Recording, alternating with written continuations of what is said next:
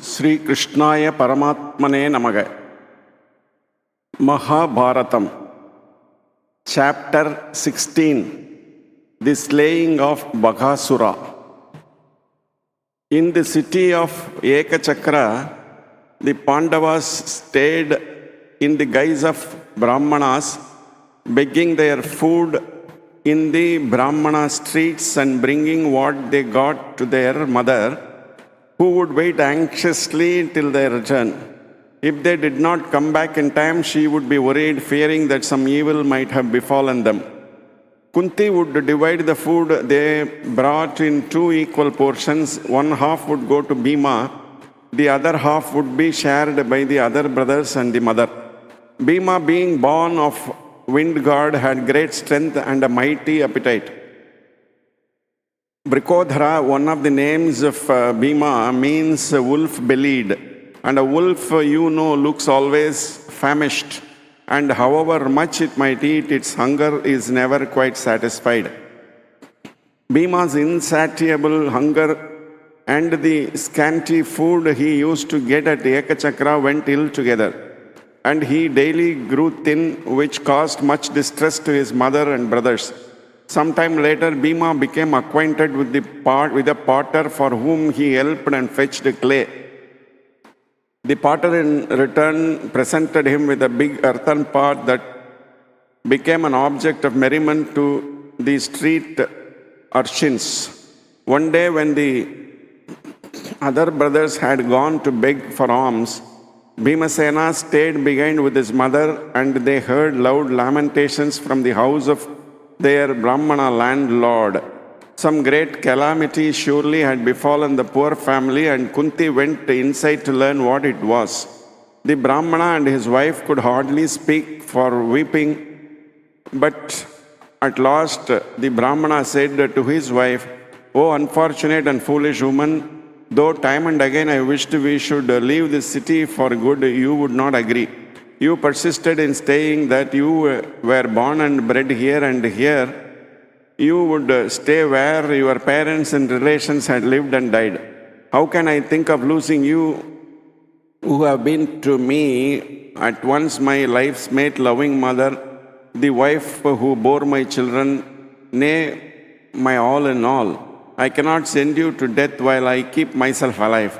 This little girl had been given to us by God as a trust to be handed over in time to a worthy man. It is unrighteous to sacrifice her who is a gift of God to perpetuate the race. It is equally impossible to allow this other, our son, to be killed. How can we live after consigning to death our only solace in life and our hope for the hereafter? If he is lost, who would pour libations for us and our ancestors? Alas, you did not pay heed to my words, and this is the deadly fruit of your perversity. If I give my life, this girl and boy will surely die soon for want of a protector. What shall I do? It is best that all of us perish together." And the Brahmana burst forth sobbing. The wife replied, "I have been a good wife to you and done my duty by bearing you a daughter and a son.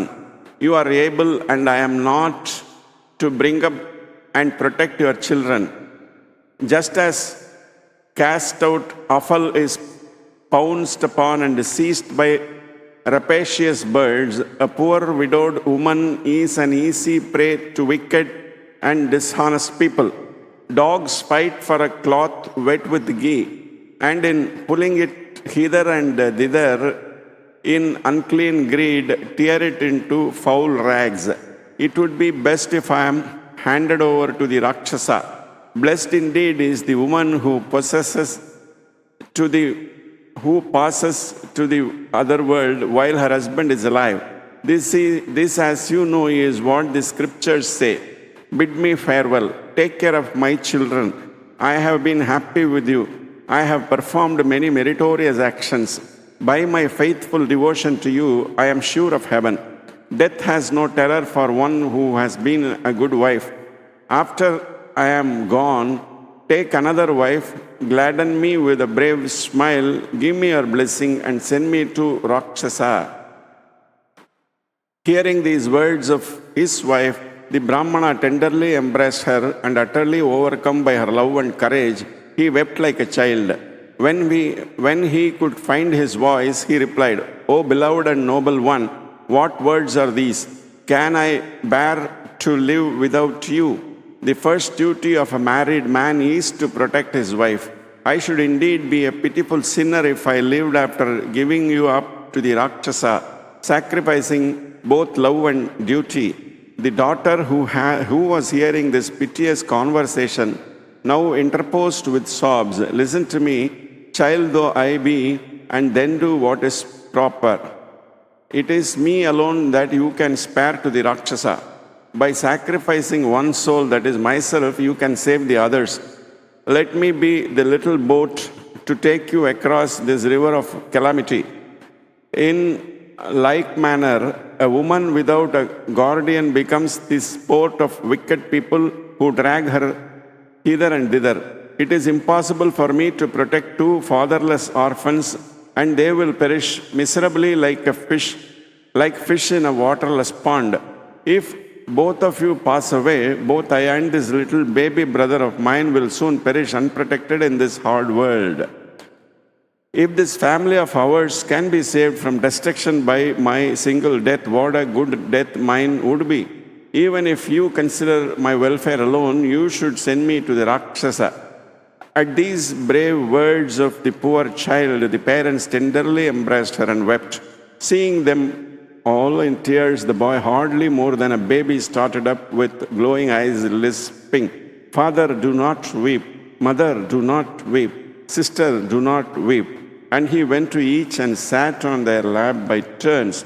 Then he rose up, took a stick of firewood and, brandishing it about, said in his sweet childish treble, "I shall kill the Rakshasa with this stick."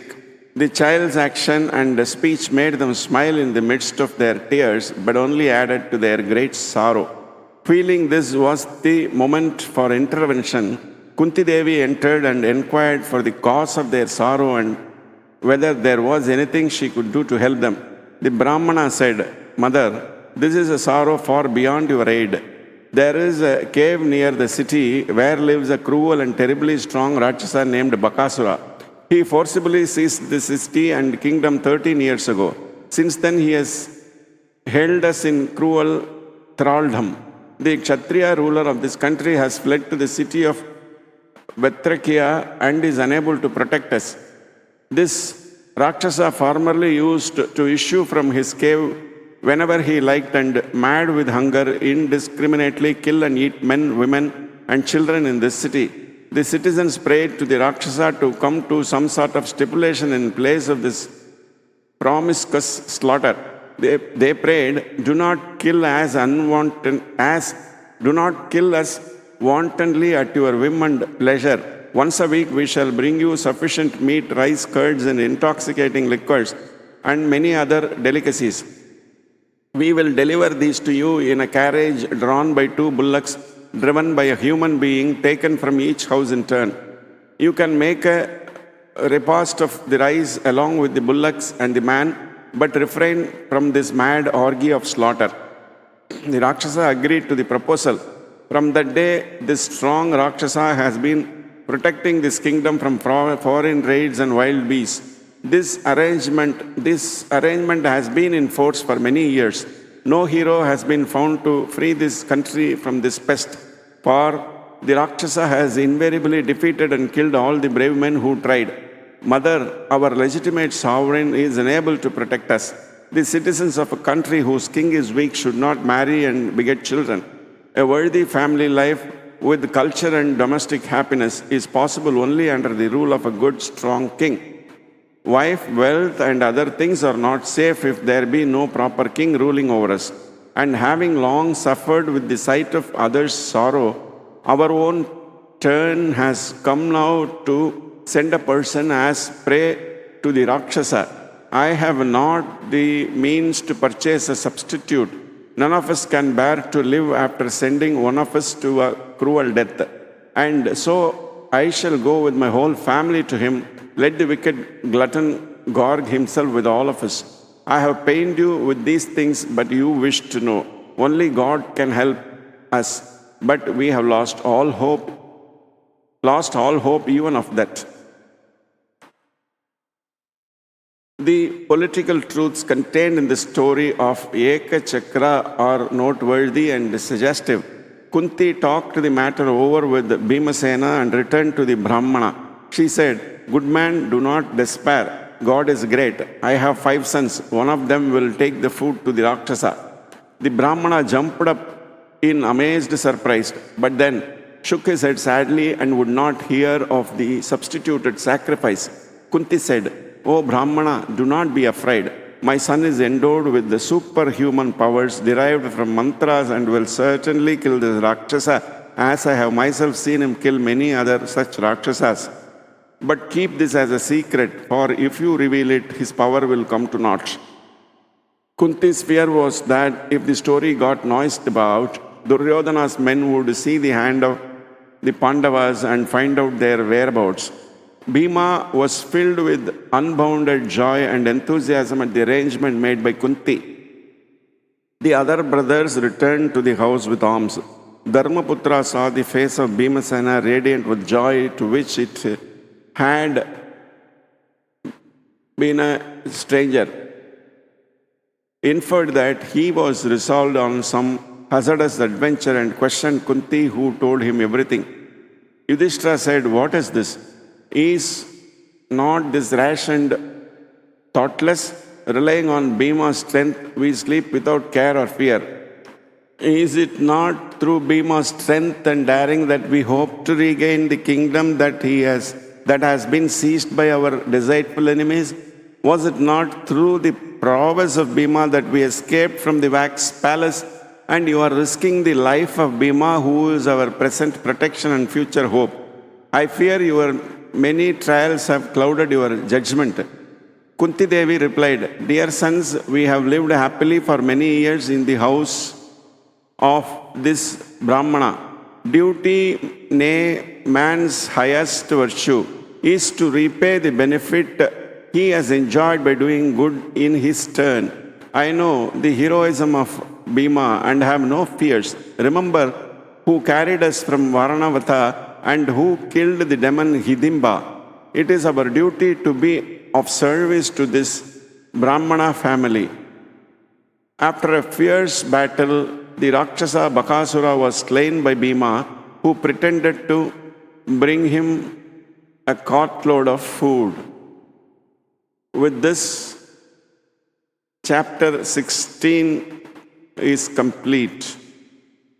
Om Namo Bhagavate Vasudevaya.